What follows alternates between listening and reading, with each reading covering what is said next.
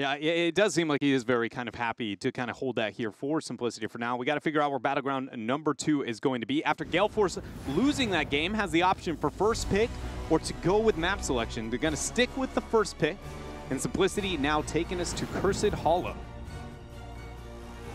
Any initial thoughts here for either side? Yeah, you stole my pen. Well, I didn't steal it. It was just over here. But yeah, you can have it back. I'm like, how is it? Hello? Hello? I actually don't know how I got over there. I don't think I grabbed it.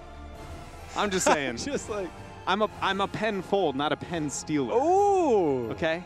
I wish I would have come up with that first. Yeah, but see, well, at least you didn't break it. Yeah. Anyways, thoughts on the Battleground? Cursed Hollow here, fan. I mean, Cursed Hollow, that's the battleground where macro play, to me, really shines. We heard Simplicity say earlier that with the addition of Prismat, they are no longer weak in macro. I believe they played against GFE on Cursed, and they actually got like a sick Planet Cracker double boss play, so it worked out really well for them last time. Yeah, that was the first Planet Cracker we got, actually. It was the ETC Mosh Pit into a double boss control. Like, insane invade Mosh Pit Planet Cracker. I forgot about that. Man, yeah. It's going to be exciting. I do love the fact that it's funny because obviously we saw Simplicity do very well on this Battleground before, and I think it's a lot because now they've settled in. Prismat there on the Tahaka. I really wonder whether we're going to get B-Kid maybe prioritizing that or whether we'll get Prismat on that. I think that stabilizes a lot of what Simplicity's downfalls used to be on this Battleground. On the other side, though, Gale Force, we all remember last year, Cursed Hollow, sorry to bring back any bad memories, but you know the late game tribute calls were always kind of that Achilles heel of Gale Force in the mid to late game last year, and so it was always kind of tough. It seems they've kind of cured a lot of that, and I think right now both teams are probably in their best spot right now on Cursed Hollow for both sides. So it's gonna be a really interesting matchup. Gale Force start things here with the Medivh ban, assuming that Maiev is going to be the response ban from Simplicity, and it will be so. Not one to deal with, because we started this, and, Fan was talking about when Gale Force looks at their best, we have opportunities for Mike Udall to be on those kind of playmakers for the squad. And we saw that double squishy backline. It almost worked out. It looked a lot better than we expected, but Simplicity still sticking down the same route here, not wanting to deal with that. But a Hanzo from Gale Force Esports, of all teams, in the first pick slot. Yeah, it's a very unique thing, I think, at this point. It's hard to get Scatter Arrow wrong in this Battleground, though, right, Fan? Yeah, I mean, the Scatter Arrow build is just so good at just cheesing bosses, cheesing mercenaries. But, I mean, on top of that, I would say Hanzo is not a first pick worthy necessarily on Cursed Hollow, on top of Gale Force not being a Hanzo team, and the fact that they insta-locked it. To me, that says that they really don't want to deal with Hostie's Hanzo. They think that last game, a big part of why they lost, perhaps, was because of the Hanzo. It's just unusually high priority for them. I think the other thing is now if Garrosh is picked up, we've seen what the auto attack build Garrosh could do, even the Scatter Arrow build does. And you got to think now, Diablo, where does Diablo fit into this Battleground? The same way that Scatter Arrow does really good job of just bouncing off a billion things of terrain on this Battleground, Diablo, Shadow Charge, does a lot of the same thing. So now with Uther on the other side, really curious to see if we'll see that even before a second ban and if it does come up in the later part of this draft. Well, I can tell you one thing, with the kind of difficulties with the trade-off of the Hanzo into the Genji on one side, we're just going to have the tables slightly turned, rather than big impact versus Hostie, we're going to have the Genji on the side of Simplicity. I personally feel like this is a very high risk. I do agree a lot with the tone, especially with Gale Force Esports and the Hanzo priority and not being a Hanzo team. It does kind of feel risky, but I guess I don't look at the Simplicity's response and committing with the Uther Genji, and I go, that's what I want to see immediately after. It by no means is that bad, but I feel like on a map like Cursed Hollow, why would I risk immediate team fight, double down, no macro whatsoever on my 1-2 before the second ban phase? I just feel like it's one of those, a risk maybe not necessarily needed to be taken, but Gale Force still has to punish, for it to, in fact, be a negative problem. Tyrael making a return. Obviously a lot of really good Battleground control here, boss control, post level 13, if we do see the Holy Ground or just overall control period. Tyrael's kind of fallen off, but Tyrael does do a lot of really good things on this Battleground, so I'm happy to see him here. You don't commit yourself to a Diablo against an Uther Genji, which is very difficult to do, and you give yourself that control in the front line. Now Diablo against the Tyrael Blaze, not as appealing because there's so many levels of safety there. Yeah. Yeah, I mean, I like the drafts from both sides right now, not necessarily in terms of being optimal, but both sides clearly know what they want to do. And I think interestingly enough, this is all centered around that Hanzo first pick. As soon as Gale Force picked Hanzo, I mentioned this earlier, whenever you have a Hanzo, the enemy team needs to get to you. If you can't get to a Hanzo, more than likely you're just going to lose that game while he keeps poking you.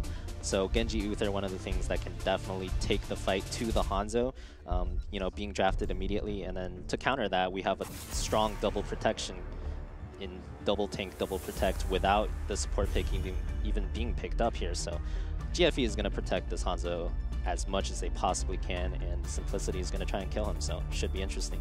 I like the fact that we get the Rhaegar ban. Akaface has been out of his mind lately on Rhaegar, plus it gives that single target heal. Obviously, I think Malfurion does do well, but against a lot of damage in a very short period of time, I think that's very difficult for Malfurion to deal with. So curious if we still get the Malfurion out of Akaface. For me, what that screams is because you have a double failsafe. You have Bunker's Sanctification, and you still are willing to ban a burst support. So what that shows is that you are all inning on killing that Hanzo. This Hanzo is, whatever these next two pick are going to accent even that much more to this Hanzo has to die, because the only support left on the table that can still keep, even with the Blaze, even with the Sanctification, make sure that Hanzo survives was the Rhaegar. And then other than that, I don't feel like it was worth the ban, especially with Malfurion and the objective strength he provides as a hero at this position in time. I don't know. How do we feel about a stage dive ETC maybe being an offlaner here?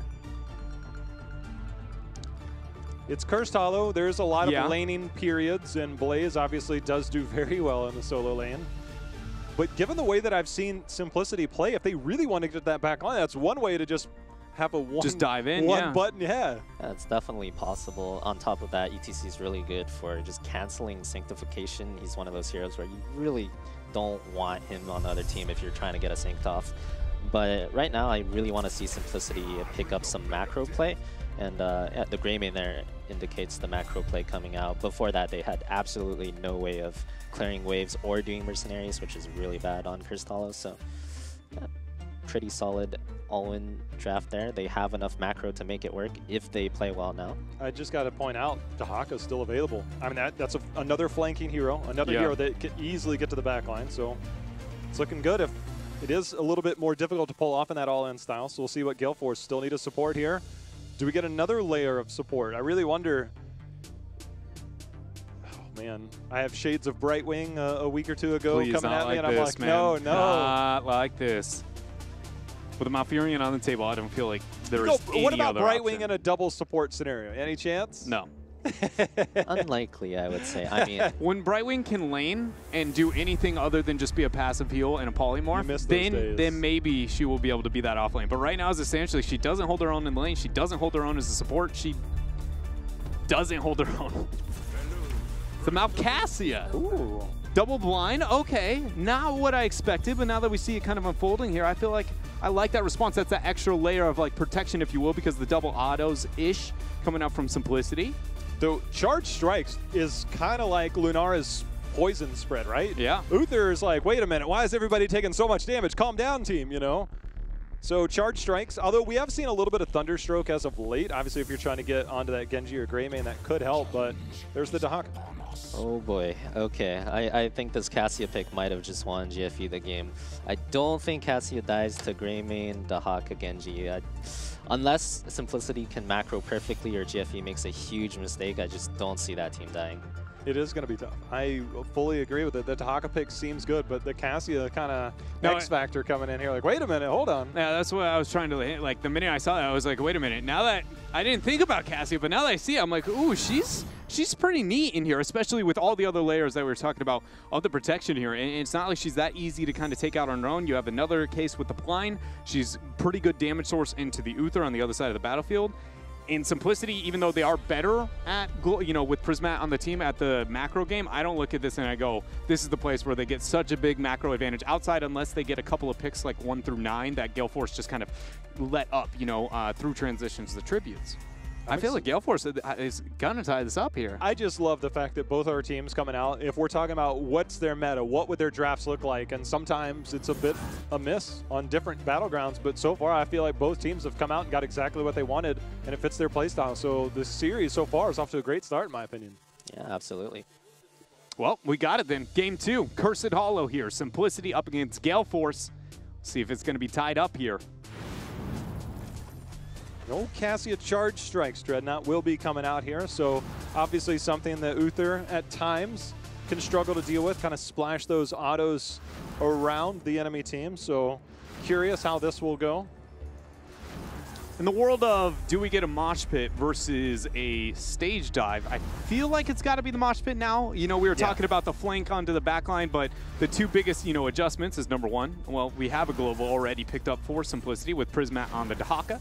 But then also we have Divine Shield. You know, normally that is going to want to be applied to the Genji, so that Dragon Blade can be a very big problem. But, you know, it might have to go over to Cap once in a while there to make sure that mosh pit can make GFE dance. Yeah, you bring up a really good point because Cassia does have that built-in spell armor, or excuse me, physical armor when she's moving. That's part of her trait. So as long as she's moving, she has a substantial amount of physical armor. So she is more susceptible to spell damage. And if you can get more of those, you know, big old sword strikes, those big old sweeping sword strikes there from your Dragon Blade, obviously a bit more vulnerable. Man, this is gonna be a good game. I feel like I'm hoping that, you know, these first two tributes look pretty close and pretty competitive, because I feel like compositionally, outside of that kind of major snowball that can happen on awkward moments on a map like Cursed Hollow, because the objective timing is a little bit weird and how it's that all in and all nothing, it makes it to where I feel like if it does sit on an even footing, these post-10 team fights, you know, whereas same talent here versus same talent here, they are going to be insanely high impact. For now, though, it's all about the front walls. The standard macro pressure. Greymane has already started up with the Giants here for Simplicity. Eventually, Gale Force Esports will make a rotation of their own, but when they're winning the front wall here on mid, why worry about it too much? Yeah, I mean, that's the thing, is Greymane generally is the one that's doing this, and instead, you know, Simplicity, they're going to send that off. Most teams are doing this. So if you know that one of the best anti-siege, highest kill potential heroes in the game of Greymane isn't going to be there, just run it down mid. And you're like, well, you're either going to stop that camp, which is highly unlikely, or I'm taking this, and there's nothing you can do about it. So I absolutely love that call by Gale Force. It's something that we typically don't see until the later stages of the game, but I would love to see a lot more in the early stages, especially on maps like Volskaya Foundry. That's one with a pretty predictable rotation. Infernal Shrine, Sky Temple, all of those have this they're going to be at one of two objectives, and we can pretty much guess when they're going to be at one of those two. Can we get something elsewhere onto the map? And much like Gale Force was able to make there, and they get an easy clear of these Giants on bottom. Personally, I feel like this is actually a huge misstep on the side of Simplicity. If you're willing to commit your rotation to get those Giants, make those Giants matter. At least two-man defense. We didn't even have one person in that lane to get the defense. It's not a colossal setback, but it is definitely, you know, a notable one here so far for Simplicity. It forces you to do something with this, because if you don't get anything out of this, you've wasted huge opportunities. You have the ETC and the Greymane, so you got a lot of armor. The spell armor's there, Uther's there. Dread, that is cleared up way too easy. And so Gale Force, you can look at the experience. It's 5-5. The objective still could easily change this in the next 30 seconds to a minute. But in terms of overall battleground control, in your mind, when you play these games, you see what can Gale Force, what have they accomplished, what do they have left that they can do? In your mind, as a player, you know they have an advantage. It's not a huge advantage, but it can snowball into a huge advantage. And that's kind of always the concern of getting something out of those camps. You don't just get them for nothing. I can definitely say that's one of those things that if it doesn't get punished here, it will as you make it up the playoff ladder. Whenever those kind of resources are, you know, taken or maybe not taken. Tribute here on top is going to spawn. Blaze questioning if he wants to make the transition yet, but Simplicity has Genji over the mid lane dealing with that. So ooh. The ring at level 4, the go-to meta hero for Cassia, making sure you get you get heals off heroes that are blinded whenever you damage them. This is one to where if you get stunned or rooted, you blind everybody around you, and it increases the size, right? So this is one that we don't see that often, but for an all-in composition that's literally looking to dive bomb you, Dahaka gets a tongue on the backside. Uther walks right in, drops a hammer. All of a sudden, that dive ball composition, not only do you have that blind, you'll have a subsequent blind when they're not stunned. I mean, it's one of the best talents of the game, if not like the best, into compositions with the Greymane plus another auto attacker with a Sunlock open. It just straight up just goes nope to about everything you want to make happen, which currently is happening right onto Fury after a stun on the ETC into the immediate drag. Hammer of Justice. The guy couldn't touch that Eldruins for an hour. Leads the first blood for Simplicity and a tribute behind it. Might have been one of those times where, like, Cassia, I think this would be better if it was you. Yeah, can you get stunned, please? Yeah, it's like, I actually don't know if any of us are going to survive, so I'll just use my passive, which was calculated. That feeling when your ranged assassin has more survivability than your warrior. Cassia brings a whole new level here. Obviously, doesn't get that armor if you're not moving. So get stunned, blind, then run like crazy. And we'll see how that plays out. But here we are again, Dread, with this rotation. They're just running it down, and this is where the gray main comes in, right? Hanzo. Oh, wow. Hanzo getting caught out by Zuna. That's actually colossal. Not only winning the siege on the top half, but then getting the pick elsewhere on the map. Experience-wise, gaining a small advantage, but more importantly, now Blaze has to worry about the side soak over this next 15, which means he can't match the Dahaka. This should be a huge rotational advantage for Simplicity over this Tribute. I feel like it would be, they need to be either gaining a huge experience advantage on the bottom half of the map, or this is their Tribute on top. And with Dahaka's transition, it shows they want this trip. You know, last year I just remember it was such a huge part of everything that Dignitas did. They played a lot of gray main. They were very heavy on the rotations, and anytime they had an opportunity, Wubby would prep a lane and then they'd go. Right now we see Simplicity trying to replicate it. Slow and everything, not going to be able to thwart King Caffeine, but Simplicity, you know, they've already split off. They're willing to concede this. Yeah, and so you notice that Hosi taking the giant camp here right now, and Dahaka actually made the rotation up when I was like, oh, is he going to make the rotation? He actually stayed on mid. They gave up that Tribute about 20 to 30 seconds, you know, before I even started talking about them moving over towards those giants. And the biggest thing with that is that's totally fine. I was just saying they either focus on the Tribute or you focus for the split siege on bottom, but they really kind of didn't do either. That's another window of opportunity colossally missed here by Simplicity so far in this game. It's very surprising considering how calculated game number one was on their end, and then we still are seeing them be proactive. It's just not as much calculation behind those early game decisions. I still feel like this is, you know, positive improvement from the team. Just feels like, you know, they have reached a whole new tier, but it still needs some honing. Right now they're focusing is Simplicity on their boss. They're going to pick that up, see if they can make it down to get here in time for the rotation. You can see the boss just now ping. The rotation is going to take a while, and the Tribute is spawning. We'll see if they concede it. Maybe they buy a little bit of time. You know, Dreadnought, Greymane on this battleground. Hold on a second. We'll see if Akaface, he does get interrupted there. Zuna goes in for a little bit of poke. King Caffeine. Now all of a sudden we've got the flank. Uther and team, they're getting in position. Prismat, he's come in with the brush dog. Isolation has been used. Now they're going in, Dread. Jet Propulsion's going to lock down two, but the mosh pit here is going to hit two other members. Interrupt is not going to be there as the pre-cleanse comes through. Dragon Blade is used. Sanctification ends up dropping. Simplicity has to back out of this fight as they are losing colossally. Look at the healing from Gale Force Esports. They did not even get touched in that team fight, Jay-How. The Tranquility got off early, and it was timely. Akaface, I'm telling you, has been killing it, but all of a sudden, Prismat, he's going in. He's going to get the drag. Zuna, he's diving in as well, but he gets some return damage. And now Simplicity, Hosty gets a little bit of armor. He's taking so much pressure on the outside. King Caffeine not able to get the save, and that's going to be a takedown, the first of the game here for Gale Force. Dreadnought the entire time, though. The boss. The boss. The boss in the top lane here, you know, checking in with a bit of the damage that he has made happen. Not only the fork going down, but in fact, we're going to see that gate dropping and just say, a smidge here, ladies and gentlemen, as we got a quick pause coming in. It's got to hide all my I hide my stuff. fan in my pauses. That's what I do. Rip fan. He's just He'll be missed. I mean, he was a great analyst. Good member of Tempo Storm. He hasn't played Zeratul, I think, since the stealth changes, so he's actually replicating old school Zeratul at this. Still. Dude, you know, he again statistically, I think he was like 1 or 2 for the longest time as Zeratul. It literally, I have a team page. I can't wait. It feels bad that I don't get Tempo Storm here during this weekend. Yeah.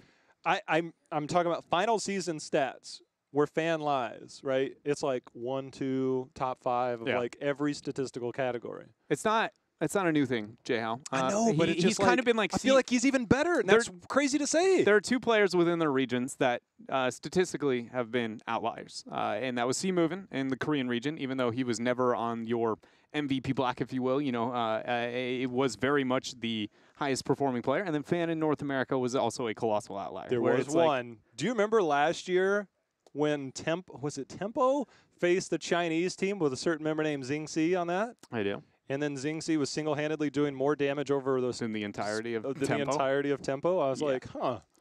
Pretty good at the game. That guy's pretty good.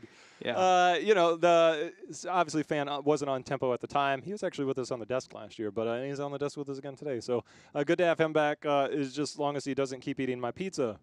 Yeah, we don't want to talk about that, but, you know, And after the broadcast. Literally, I just got here and he's eating my pizza. He walked in, he just took your pizza and was like, no respect for the J out here. I take back all the nice things I just said about him. See, and the biggest thing is here, I've been giving you, you know, a bit of bants left and right, you know, kind of poking and prodded the Jolly Green Giant next to me. They put the giant entirety. between two short people, by the way. Yeah. I don't know if you know that. Yeah, it's just that I'm mainly just saying up here is that you felt like I've been rude, but I've never touched your pizza. That's all I'm trying to say. That is true. I've never touched your pizza. He's taking my pizza. All right, so Boss has made its way through. Tribute won after what was, for anybody who did not watch the last fight, it looked like almost near not even close. Gale Force Esports were almost 80, 90% on every single member, while Simplicity was every member 50% or below. Now, curse point for Gale Force. They're down in experience, but they got this boss looking to siege, and likely, again, they are likely going to be able to make that transition towards the next tribute and get that curse. Unless somehow it spawns in, you know, the top half during this window where the boss is sieging, which is awkwardly when exactly it's going to happen. Now Dahaka might be able to get that back door. Gale Force, they have some tough questions, and it looks like the answer is make the rotation. Yeah, Dahaka obviously has his hands full down here. This boss still sitting at about 90, 95% health, so he'll start to clear it up. It doesn't require a full clear because we are talking about an 8-minute boss. It will get some damage in, especially since they prepped that fort. So Prismat, we'll see how long he decides to stay. We saw him come in and initiate the last fight, Dreadnought, with that big brush dunk, but Gale Force, again, getting that tranquility out and all the safety options with that bunker and then the sanctification at the end had a lot going for them. Now we'll see. Prismat hiding in the bush, showing that he's not here yet. We'll see if he comes in. He comes in now. Calf able to get the interrupts. Two-man jet propulsion going to be thrown down. The cleanse is already burnt. There's the lightning ball getting a lot of damage. Prismat falling low. Hosey goes in with the fem, but he's going to be met with a mosh pit there, locking down two. It gets interrupted. Divine shield onto Hosey, not the target that they're going to want. And now Simplicity is on full retreat once more. Gale Force Esports back out, pick themselves up a curse, and likely now a lot of structures as they paint this map blue. Everything has gone so incredibly well in these team fights, but Akaface hitting that R button on the Tranquility before everything really unfolds has managed to save everything. And then B-Kid's play as well, Dreadnought, on that Blaze, the timely bunkers and all of this. The big playmaking potential is there for Simplicity, but the defensive tools of Gale Force have neutralized all the attacks so far in these big team fights. Gale Force now looking to get the siege up as the Giants were taken for Simplicity. That will negate a lot of the siege on that off lane down below, but top and mid is still going to be a focus. Even so much so that Gale Force make the rotation down to the bottom half after Zuna is going to go ahead and make big impact, check himself a little bit there in this rotation. Right now, Siege Giants holding position for a little bit. There's going to be one blind going in. Dahaka taking a bit of damage. Does receive some healing. You know, if we look at the long game, Dread, just opening this bot lane, well, we got the power slide in there. The ball lightning out in return. Dragon Arrow is going to force the cleanse out. King Caffeine ate a tremendous amount of damage, but there's going to be the drag. They're going to get on to Michael Udall. They finally get the kill. Hosty, we'll see if he goes for more. Just 1 second. They're going to start taking keep shots here, Dread. Yeah, Akaface actually is going to get slowed down there after go for the throw is actually used by Hosty. Akaface will end up lying victim towards Simplicity. Calf looking for a bit more here. Not able to do so. Gale Force ended up making it out here, not getting the keep for themselves. And luckily for Gale Force Esports, there is almost nothing on the map to be taken from Simplicity. Maybe the Night Camp, which you do see them hovering, kind of sharking towards.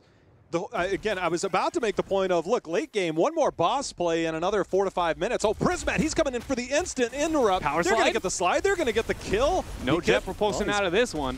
Yeah, well, there's... I say that. Are you kidding me? No way. Cocktail. Oh, my goodness. But then the blind coming out from Mike Udall. Gale Force can turn this holy ground, not able to split the members of Simplicity yet.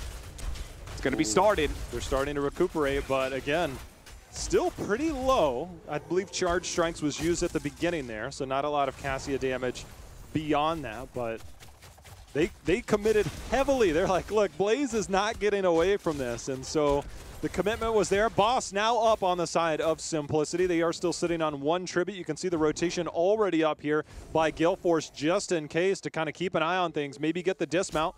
There's going to be a little bit of vision, so if you're going to commit to this, you best believe that Gale Force is going to be there momentarily. Zuna shows himself here up top, but everybody knows kind of that this is a tense moment. Power slide comes through. It actually is going to be a whiff. Blind dropped here by Mikey Doll. Mosh pit is used, splitting the members. Divine shield dropped as well.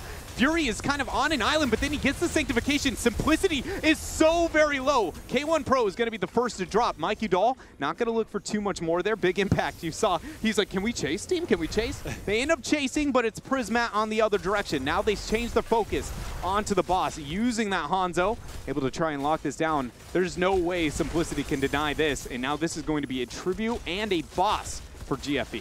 Looks like Simplicity's going to try and sneak in their Knights, but I think they might have started this a little bit too late. This should get sniffed out. Gale Force, they're going to get here. Simplicity, super careful before they get taken down. The Holy Ground just barely misses. King Caffeine has got to be awfully lucky there, Dreadnought, because that was almost a picture-perfect play by just a few pixels, though. King Caffeine able to get out alive. Dahaka's doing his best on the bottom lane to try and get, you know, a little bit of experience and structures back in favor of Simplicity. Gale Force still do not have their 16 Talontiers, so they have to be careful. This gate, there it is. Okay, so there was that window where the gate ended up dropping where I thought Simplicity might look to get that force, but without the Dahaka, they aren't willing to commit too much yet. Watch for the Holy Ground. Watch for the Holy Ground. See if we see Fury kind of pull the trigger here. This keeps going to fall. The anti-siege on the side of Simplicity is extremely low. Michael Udall very aggressive with his positioning. Ball Lightning goes out. It's going to sprint out just a little bit. Boss sitting at 50%. Gale Force starting to move forward. King Caffeine forward as well. See if he gets the power slide back to maybe save this. If they have Sanctification, they can go for it, but I don't believe Sanctification's off cooldown yet. I mean, if my internal clock is right, they've got like another 15 before that's the case. I don't know. I don't think that's the case. Hold up here.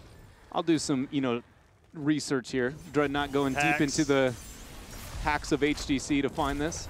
It is up. I don't know what it was at that point in time, but we do have Sanctification online. Dragon Blade is out. Zuno trying to make the big plays. This is the part where Zuno always tries to do a lot. He almost has it, but there's going to be Sanctification. That is a huge problem for Gale Force Esports. Sanctification and a Tranquility at the same time over a not necessary initiation as an objective spawns and the only one boss fight? My goodness, Simplicity baited that fight so very well. I think they're going to force the boss now. They realize they're behind the 8-ball at this point. They might try and force it just due to the fact that they know those big cooldowns aren't there. Instead, they're going to try and, well, they're going to try and double up here. Zuna going in very, very deep. Holy Ground going to buy a little bit of real estate here on the battleground. Zuna, of course, always looking to make that big play. They still find themselves down behind, but Catapults and Siege Giants in the top lane will eventually win out, which is why we see Prismat. He's backing, but it could be interrupted. I was going to say Prismat on an island here. Simplicity has until 15 minutes and 39 seconds on the in-game clock before Sanctification is up. And if that does not happen, they do not get an initiation before that time frame. I don't know if they have the chance. Every fight they have gotten bodied. They just burned the two major defensive cooldowns that have made them struggle in every single team fight, and they're still yet to be able to force that. Now the Giants, the Catapults, kind of are mounting towards their base. This game has just gotten so out of control in favor of Gale Force Esports that, I don't know if they have what it takes. 25 seconds, and Sanct is back online. Right now, Simplicity can afford to give this up, but if they can clear the Giants and the Catapults quick enough, they might look for another fight. But if they lose, Gale Force will look to assault the core and take this game number 2 to even it up. Siege Giants picked up at the bottom for Simplicity. Tribute spawning. I think this is a smart call for Simplicity to just kind of concede this, get control over that top lane, get an idea on where the next tribute's going to be. That boss play at the bottom. Both teams, Dreadnought, are on curse point. Boss plus curse, and a big team fight win for Simplicity could just as easily put them up 2-0. Just the boss control is so heavily in favor of Gale Force Esports that I just don't ever look at a boss as an option for Simplicity. You don't have bosses. You have the Holy Ground. You've got the Sanctification and the Hanzo race. Bunker's nothing to laugh at. Every hero on their team is actually pretty good at it. Even Cassia's blinds. It's extremely problematic on a control point. So it's like, if you aren't going to be able to win through the bosses, you have to find another way. And I would say tributes, but team fights aren't going in your favor. So then really, where is it? Where is it going to happen? Somewhere catch a pick, something to like. Simplicity has to break the mold of standard Curse Hollow if they're going to recover. Zuna, again, very aggressive positioning. King Caffeine looking to flank potentially on the backside. He's coming in. There goes Zuna. Here comes Dahaka coming in on the brush stock. See if he can get onto somebody. Right now, the members of Gale Force are split, but Holy Ground's going to buy a little bit of space. Prismat, he's stuck in the bush, and you can see Gale Force starting to get pushed back. Drag's going to miss. Blind used. Calf has to power slide out. Tribute's going to be spawning here in 20 seconds. Let's see what Gale Force does. They're still winning so heavily when it comes to the HP. You see that poke there between the Hanzo and the Cassia. They've got, I mean, it's going to be a big fight here for Simplicity. They cannot afford to really give up this. They might be able to hold, but the threat is very real. Zuna on the left side. He's been pinged, though. They know he's there. Simplicity, see if they can get the big-time engagement. Fury blocking out multiple members. They know Gale Force cannot channel yet because they know Zuna is back there. He will get the interrupt, so you have to be careful. Hosty and Zuna very split from the likes of Simplicity. See how they engage. Still see that going for the huge collapse again, kind of Boa constricting Gale Force around this little tribute. Channel's going to be started. Zuna gets the interrupt there onto Big E. Big Kid ends up hitting the jet propulsion after that cyber agility. Hosey moves up, falls pretty low. Blind's going to land there by Mike Udall. Simplicity, Prismat actually on that Dahaka, flanking from behind. All of Simplicity kind of towing back and forth, trying to bait Gale Force out too far, but they are taking the bait and now turn for the curse. This is the problem when you have an Uther, is your sustain is not there. Your sustain healing is not there. It's so hard against the composition. The charge strikes from Michael Udall has done so well, and now it looks like Gale Force, they're contemplating the boss. They're looking for it right now. I don't know. It looks like they're going to commit to it, and this could be it. This is so risky on the side of Gale Force Esports. They look at this as a double win because there's so much macro pressure on the base that they can eventually get away with it. But if they mess up and make a mistake where they step out too far, this is the only fight that the members of Simplicity can win and recover in this game. Mike Udall is on an island by himself. He gets caught out, and that's the first reset. Simplicity might be able to hold on, but the core is actually falling to those catapults. Simplicity has to make it back to their base, J-How. Prismat's going, and you can see they are falling very, very rapidly as that is multiple catapults here. 3. We're going to make it 4 here momentarily. It might be game anyways. They've dragged 1. It's so much damage there. The bottom keep has fallen. That boss gets picked up, and you know you've got a Hanzo on that other side. That boss is going to get ripped here real quick, and 30%, there's almost no way. This is going to be too late, as I think Gale Force Dreadnought has accomplished enough here by getting that top keep down some moments ago. I understand the hesitation to get a Cassia here, but I feel at 33%. Once you get the Cassia there, you get the cap, holy ground. Should be a pretty easy finish here for Gale Force. It would have to be a major, major mistake for them to lose here. What they are